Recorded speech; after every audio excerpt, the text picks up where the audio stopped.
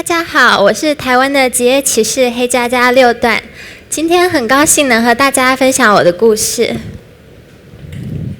我的青春我做主，我在澳洲出生，4岁回到台湾，11岁到美国，15岁在北京训练1年，16岁的时候再度回到台湾，代表台湾参加2010年的广州亚运。今天我想和大家分享我小时候父母对我的一些教育理念。首先和大家分享4则小故事。故事1，知不知道什么是体操？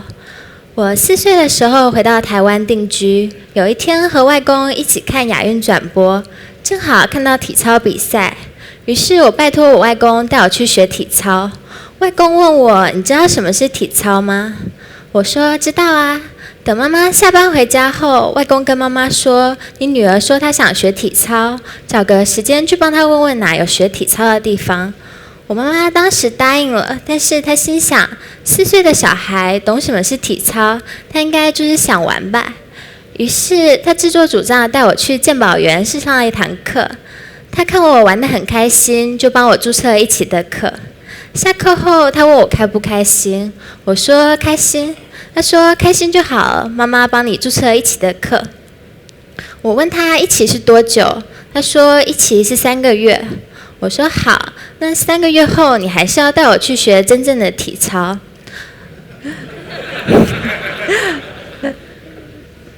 妈妈当时听到就差点没昏倒，她说你知道这不是体操？我说我知道什么是体操啊，那你知不知道什么是体操？妈妈说我现在知道你知道什么是体操了。于是她打电话给中华民国体操协会，询问有关儿童体操的事情，并且找到了台北市唯一一家的儿童体操推广中心。我也如愿以偿的玩了2-3年的体操。故事2，钢琴 vs 琵琶。我小时候3年级的时候考进了秀朗国小的游泳班。这个班每天的游泳训练量高达3000米。我发现这样的训练量使我无法同时兼顾2种乐器。我当时学的是钢琴和琵琶，我姐姐学的是钢琴和二胡。我使用的琵琶是学校老师的乐团老师借给我的。我妈妈心里想，那不如把琵琶还给老师，反正我们家有钢琴，那就继续学钢琴好了。妈妈当时和我商量，我也答应了。可是后来我想想，有些后悔，因为我还是喜欢钢琴多过我还是喜欢琵琶多过钢琴。于是我问妈妈，钢琴还剩下几堂课就要缴学费？她说还剩下2堂。我问她可不可以这2堂课上完之后把钢琴停了，然后继续上琵琶。妈妈问我为什么，我说我们以后还是要回澳洲。那回澳洲以后，想要学钢琴找老师很容易，但是想要学琵琶找老师就不太好找了。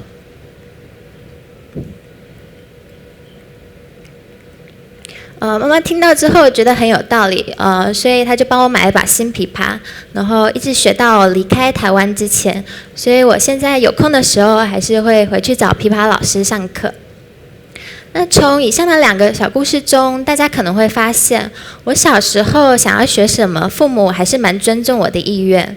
从小，我的父母就经常鼓励我要多开发不同的兴趣，以便找出自己最喜爱的项目。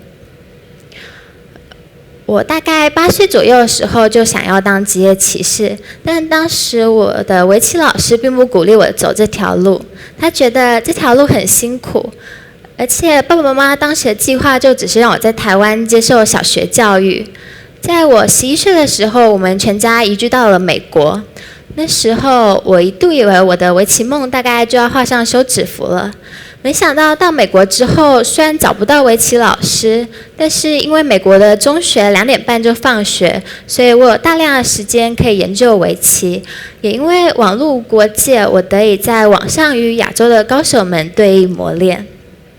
在我14岁那一年，我做了一件比读书更重要的事情，那就是到大陆去参加职业围棋的定段赛。大陆的定段赛每年只定2位女孩，然后那一年我很幸运的成为2位女孩中的1位，从此展开了不一样的人生。接下来我要讲的这个故事是发生在我姐姐身上。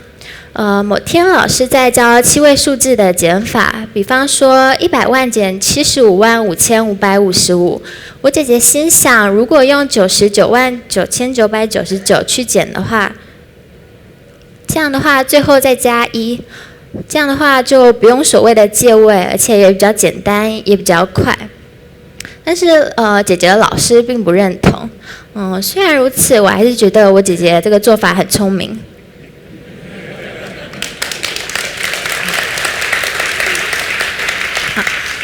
故事4，答案真的只有一个而已吗？有一回，大概我3年级的时候吧，考试考重组，分别有4张图片：插秧、割稻、除草、施肥。题目是要将农夫种稻的过程排序。课本的标准答案是插秧、施肥、除草、割稻，而我写的答案是插秧、除草、施肥、割稻。老师觉得我平常上课也蛮认真的，那这么简单的题目怎么会写错呢？老师问我是怎么想的，我跟老师说，我小时候住在澳洲，前院跟后院都有草坪，然后爸爸要给草坪施肥之前都会先把杂草拔掉，他说这样的话杂草就不会吸收到肥料。老师听完之后觉得很有道理，隔天他告诉我们，插秧到割稻之间，施肥和除草是一直重复的在进行，因此我的答案也可以。以上的2个故事，我想跟大家分享的目的，就是希望大家不要去在乎考试的分数，而是去思考孩子为什么会这样作答，他在写考卷的时候心里是怎么想的。也许他有惊奇的好主意，但是因为他的答案和课本的不一样，就被扣分。好主意有可能从此就不见了，所以千万不要抹杀了孩子的思考能力。接下来时间里，我分别要和父母及孩子分享我们家的一些经验。首先，我想对爸爸妈妈说的是，在纪伯伦的《先知》这本书中有提到 ，You may give your children your love, but not your thoughts. They have their own thoughts. 这就是我的父母对我的态度。孩子与你们同在，但并不属于你们。你们可以努力地成全他们，造就他们，但不能企图把他们复制成你们自己，或者企图把你们自己未能完成的梦想加注在他们身上。要记得，他们是独立的个体。今年5月的时候，我到内蒙古参加一个围棋比赛，有一位当地的围棋协会副主席对我妈妈说：“黑佳佳的快乐就是您最大的成就吧？”我妈妈听到急忙说：“黑佳佳的快乐才是我最大的成就。”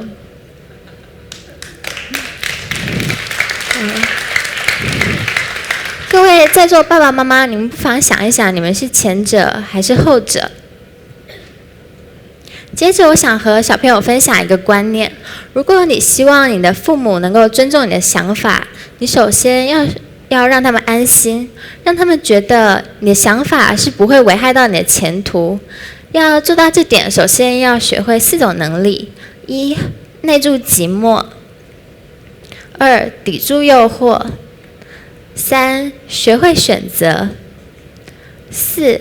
懂得放弃。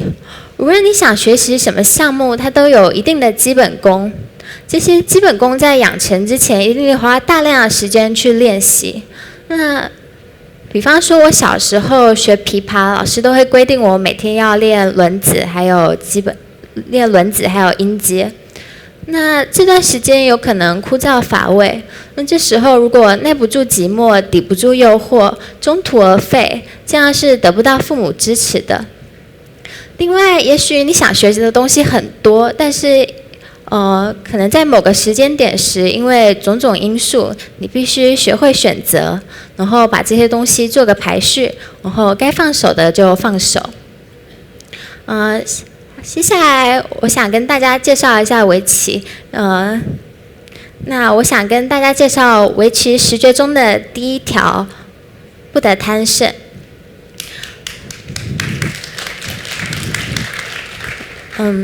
不要一味的贪图求胜，围棋是赢半目也是赢，那赢100目也是赢，所以不要为了多赢而忘了自身的安危而陷入困境。